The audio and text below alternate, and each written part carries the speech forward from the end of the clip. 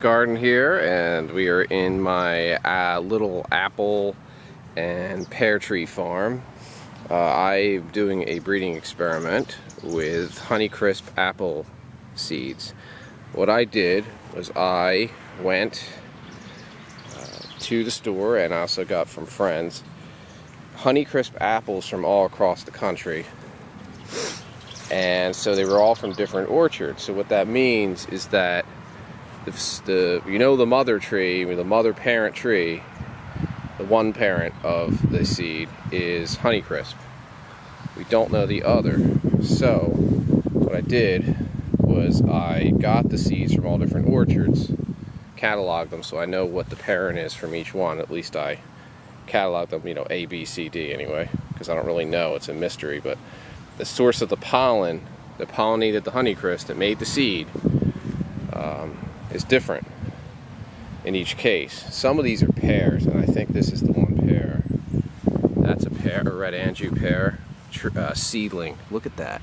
Look how red. And it's really my healthiest pear seedling. It's just a beautiful specimen. That's from a red Anjou. But most of these are Honeycrisp seedlings. Some of these are pretty big.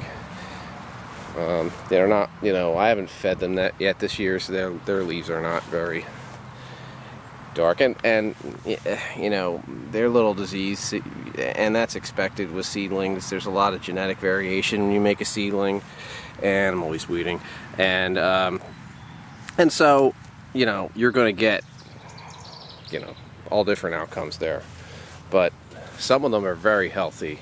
My definition of healthy anyway. Look at this nice specimen here. I mean, he's got to be going on 3 feet, maybe 2.5 feet tall. Using my grafted apples here. I got a Enterprise and a Red Free. These are disease-resistant apples. They actually kind of look like hell. The new leaves are looking healthy though, and they say if the new leaves are healthy, then you're good. But some of the old leaves are pretty nasty. But they're looking pretty good. I pruned the crap out of them, so pretty severe pruning, but they're coming back. Let's see. This is another Honeycrisp. And I'll give you my favorite little Honeycrisp seedling. This is a pear here. I think it's a Bartlett pear seedling right there. I'm just messing around with the pears. They're kind of an afterthought, to be honest. This is my favorite seedling. Look at this beautiful specimen. He's my oldest too. It's just fantastic. He's healthiest and he's the biggest seedling I have. And he's all branching out. He's just fantastic. He's absolutely my favorite. I love him, really do. Yeah, he's a sweet little guy. He's about going on 2 years old now, 1.5. I started him kind of middle of the winter, so yeah, he's like a year and a half, but he's awesome.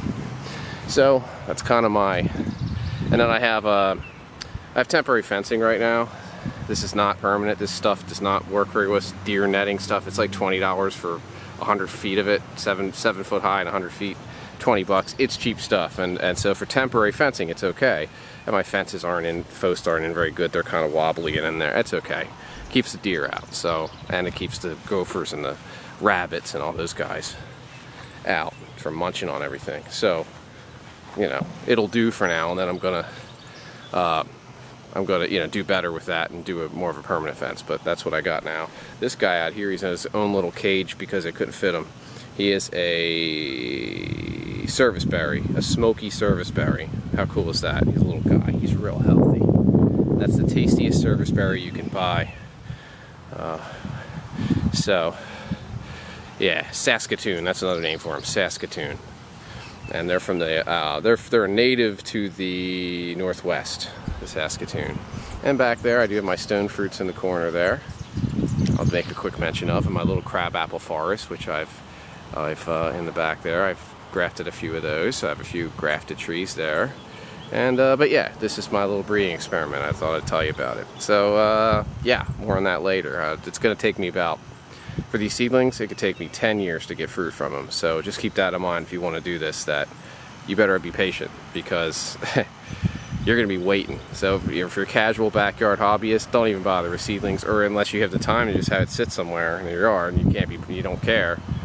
That's okay, but don't rely on it for your main source of fruit. Go with the grafted ones like you see there, and they'll produce fruit much sooner. In fact, they flowered this year. I'm not going to let them fruit because I want them to grow.